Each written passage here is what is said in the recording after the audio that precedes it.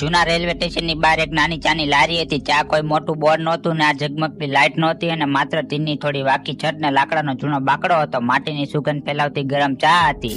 ઈ લારીના માલિકનું નામ શંકર હતું. લોકો તેને ફક્ત ચા વાળો કહીને ઓળખતા, પરંતુ શંકર માટે ચા વેચવી માત્ર રોજગાર નહોતો. તે દરેક કપમાં થોડી શાંતિ, થોડોક ધ્યાન અને થોડોક માનભાવ ભેળવીને દેતો.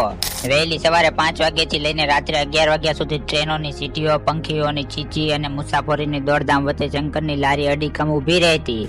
એવું લાગતું કે જાણે સમય પણ ત્યાં આવીને ઊભો રહી જતો હોય છે. પરીક્ષા આપવા જતો વિદ્યાર્થી હોય કે આખો દિવસ મજૂરી કરીને થાકેલો કામદાર, શંકર સૌને એક નજરથી જોતો. પરંતુ શંકર ચા આપતી વખતે ફક્ત એક જ વાક્ય કહેતો, ગરમ છે, સંભાળીને. એક દિવસ શહેરમાંથી આવેલો એક યુવાન ત્યાં આવીને બેઠો. તેનું નામ આદિત્ય હતું. તે મોબાઈલની દુકાને કામ કરતો હતો, પરંતુ ટ્રેન ચૂકી જવાથી તેને થોડીવાર ત્યાં બેસવું પડ્યું. તેના હાથમાં મોબાઈલ હતો, કાનમાં ઇયરફોન હતા અને શરીર પર મોંઘા કપડાં, અને બધું શંકરની સાદગીથી એકદમ અલગ લાગતું. આદિત્યએ ચાનો એક ઘૂંટ લીધો અને અચાનક થંભી ગયો અને થોડી ક્ષણ શાંતિ રહી. પછી તેને આશ્ચર્યથી કહ્યું, ભાઈ, આ ચા કંઈક અલગ છે.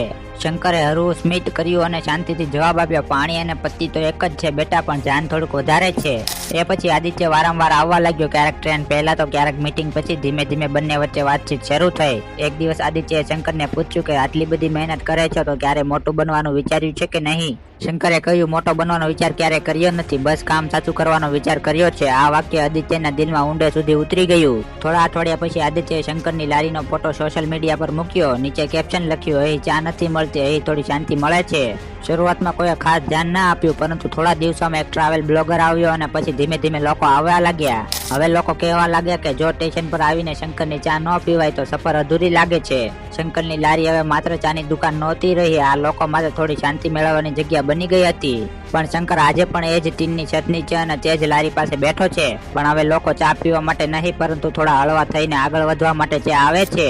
જ્યારે કોઈ શંકરને પૂછ્યું કે તેની સફળતાનું રહસ્ય શું છે, ત્યારે તેણે હસીને કહ્યું, મેં ક્યારે લોકોને ગ્રાહક નથી માન્યા, મેં તેમને મુસાફર માન્યા છે, અને દરેક મુસાફરને થોડી શાંતિ જોઈએ છે. મિત્રો, આ કહાની આપણને એક જ શીખ આપે છે કે જે કામ દિલથી કરવામાં આવે છે એ એક દિવસ પોતાની ઓળખ જરૂર બનાવે છે.